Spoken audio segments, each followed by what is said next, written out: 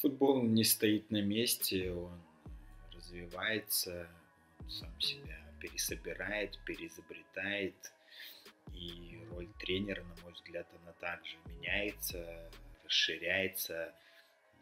В частности, опять же, можно сказать о том, что тренер теперь больше как ментор, коуч, человек, который помогает не только игроку, футболисту, но и в большей степени ребенку, человеку в целом адаптироваться под условия, под модель жизни.